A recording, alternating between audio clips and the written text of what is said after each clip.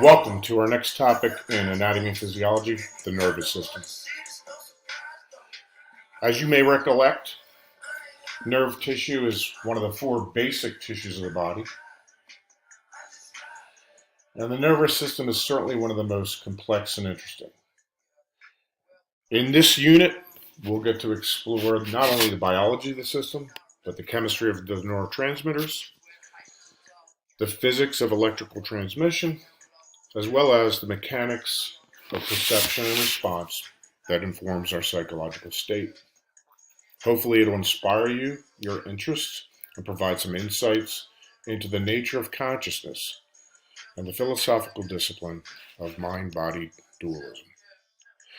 Remember what René Descartes said, I think, therefore I am. So let's begin. So when we look at nerve tissue, we identify two basic cell types, neurons and the neuroglial cells. The neurons actually transmit electrical and chemical information, and the neuroglial cells are support cells, all right? So they support the neurons. The nerve tissue, the brain itself takes up about 30% of your blood glucose on a daily basis. And here we see a typical axon. It's easy to identify because of all these cellular processes, all right, these extensions of the cytoplasm. There's really two types of processes, the dendrites, which take information into the neuron, and then there is typically one axon in the cells that we're going to look at, and the axon actually transmits the action potential or the electrical impulse away from the neuron. So here's the cell body or soma, here's the nucleus. This region here, so this is the axon of this neuron, as I believe. This region here is very important. It's called the axon hillock, a little hill, right? And then out here you can see the nuclei of multiple cells, and they represent the neuroglial cells. And there's 5 or 6 different types of neuroglial, and we'll see what their roles are. When we talk about the nervous system, we talk about its divisions and organization, right? So the central nervous system is made up of the brain and the spinal cord. The peripheral nervous system is made up of the peripheral nerves. At the top, we have cranial nerves, and then as we descend down the spinal column through the vertebra, we have these nerves that project out that make up spinal nerves. The peripheral nervous system, so we're going to spend a lot of time with the central nervous system, but the peripheral nervous system is further subdivided into the sensory division, which pick up sensory information and bring it to the brain, and the motor division. And the motor division carries information to muscles and glands, which is further divided. So the motor division is divided into the somatic, which carries information to skeletal muscle, and then the autonomic, which carries information to smooth muscle, cardiac muscle, and the glands, all right? So that's the involuntary aspect of the motor division. Guess what? The autonomic division is further subdivided into what we call the parasympathetic and the sympathetic division, right? So here we go. Central nervous system takes information via the motor system to the somatic, which I can move skeletal muscles, work the autonomic, right? So the autonomic has parasympathetic and the sympathetic divisions, and they sort of have a couple different effects. The sympathetic generally excites, and the parasympathetic generally inhibits, but it depends on which tissue you're talking about. On the other hand, I have sensory receptors, right? I have feelings, I have sensory receptors in the skeletal muscle. I have special sensory receptors in my, optic system and auditory system. And then I also have sensory receptors in the organs. And this information is taken back to the central nervous system via the peripheral nerves, and then finally to the central nervous system. Here's a couple words here, the afferent and efferent, right? Affect, right? You're affected by something, right? But you can create an effect by action, okay? So in general, we say that the efferent division, the peripheral nerves, are descending, right? Coming from the central nervous system out to the periphery. And then we have afferent projections from the periphery to the central nervous system. And we'll see afferent and efferent pathways in the spinal column later in our discussion.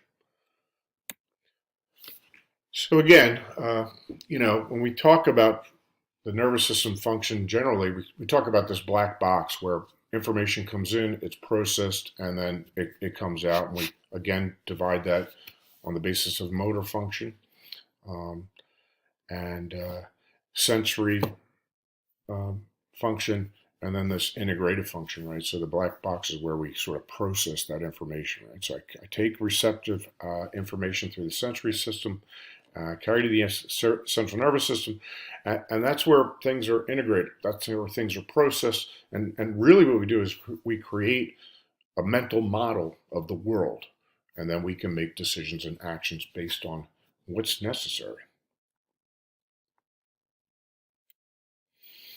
So again, here's sort of a diagrammatical representation of the axon, of the neuron. Remember that here's the cell body. It's got all the apparatuses you would expect with a normal cell, right? Um, we have the axon, and in this case, we're showing a sort of what we call a multipolar cell, right? So it has one axon that projects on some target. Now, the target we just saw in the last unit was muscle tissue, but here in this diagram, we're going to affect another neuron nearby. In fact, it can affect lots of neurons with that axon. So remember, the axon carries information away from the cell in the form of an electrical impulse called the action potential, and then at the terminus, right, at the terminal bouton, that electrical information, that impulse is turned into a chemical message, right, through neurotransmitters. We talked about acetylcholine in our last unit as well. On the other hand, I have these dendritic processes, as many as 10,000 dendrites for a neuron. And of course, they're being affected by other external stimuli, right? Other neurons can synapse on these dendrites and excite or inhibit them. Since this is an electrical message being sent down the axon, one of the things that we have is a tissue called myelin. All right, now myelin arises from the neuroglia. Myelin is an insulator.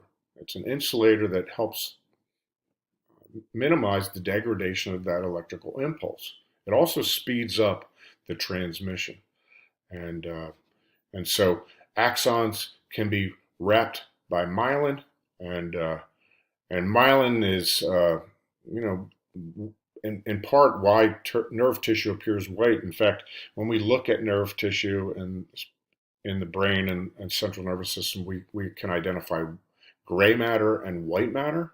And the gray matter is made up of the cell bodies, and the white matter is made up of myelinated neurons, or those Schwann cells. Now, Schwann cells, we're going to talk about Schwann cells. It's one of the glial cells. And there's another cell associated with making myelin. Note that the myelin isn't complete. That the individual Schwann cells make up these sort of segments, and the in between each of these segments are these little exposed regions of the axon called the nodes of Ranvier, and they're important in allowing the electrical potential to actually jump from one node to the next, kind of like spark on a spark plug. So again, the white matter contains myelinated axons, and you can see here, I don't just necessarily have to have a Schwann cell or myelin that wraps around one axon, but I can have multiple axons that are sort of included in that one myelin cell. What else? Well, you see this wrapping here. You're going to see this lamellar structure, these layered structures over and over again, and again, axon, myelin, node of Ranvier. Remember that there's multiple types of neurons, and the ones we're going to be most familiar with is this sort of typical multipolar neuron, right? Where I have multiple dendrites and typically one axon. Um, there are a couple of multipolar cell types, the pyramidal cells and the Purkinje cells, and these guys are sort of like have a specific distribution. So the pyramidal cells are important in the visual cortex, and the Purkinje cells are found, as I recollect, in the cerebellum. Right? These guys are really small. On the other hand, I can have bipolar and pseudo-bipolar cells. All right, and so these guys have a cell body that's contiguous with, and then this cell body does some different stuff. Not super important. We're gonna focus on the multipolar neuron generally, but just realize that there's other ways for you to build a neuron. So again, we go to this idea of the input black box output, right? So I have sensory neurons that carry information up, afferent. This creates your affect. They carry information to the central nervous system. Most of them are unipolar. Some are bipolar, right? So we'll look at some specific sensory neurons and sensory receptor cells, and then finally those peripheral nerves. In the brain, in the central nervous system, we have a variety of different cell types and interconnections, right? We call these interneurons. And then last but not least, those central nervous system neurons are connected to motor neurons that carry impulses away from the central nervous system, and we, via efferent pathways, right? They're able to affect tissues. So the neuroglia are really interesting. So remember we talked about the Schwann cells, right? Well, the Schwann cells are found in the nerves of the periphery, all right? They're myelinating cells. And they have a counterpart in the central nervous system called oligodendrocytes, all right? So Schwann is outside, oligodendrocytes is inside. I don't know, this is a really complicated word. Your brain's a really complicated place, all right? Maybe that'll be, I don't know, come up with a mnemonic to remember these two, right? So anyway, Schwann's in the periphery, oligodendrocytes are in the central nervous system, and then we have cells called the microglia, and they are phagocytic cells. In fact, they constitute the immune system for the brain. Now, the central nervous system, is what we call immune privileged. That sounds like a good thing, and it is. It has its own little army of the microglia.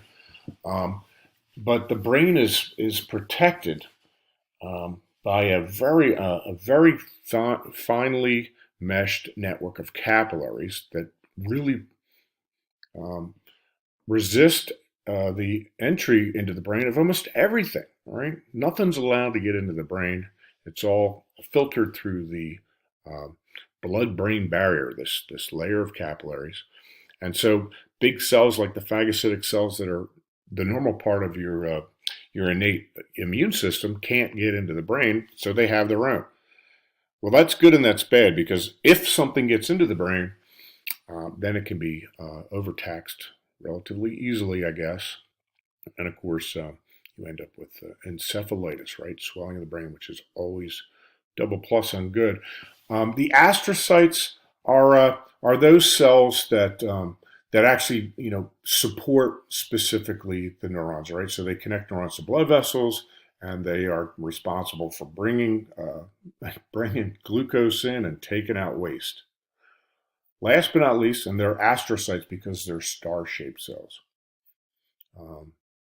And they can also create scar tissue, and we'll talk maybe about strokes with respect to astrocytes later. Last but not least are the impedima, right? The impedima secrete cerebrospinal fluid, all right? These cells are ciliated. They line the central canal of the spinal cord and these big cavities in the brain we call ventricles, all right? So cerebral spinal fluid sort of helps support the brain, and we'll talk about the role of cerebral spinal fluid in our upcoming lectures on meningitis. And so here's a nice diagram of these different things. Remember, oligodendrocytes, this is obviously a central nervous system here, right? These would be interneurons. Here's this astrocyte that's taken nutrition from the blood vessels. And I don't know, where's the microglia? Here they are, running around looking for trouble. Well, our next topic is going to be electrophysiology, and I will see you then. Have a great day.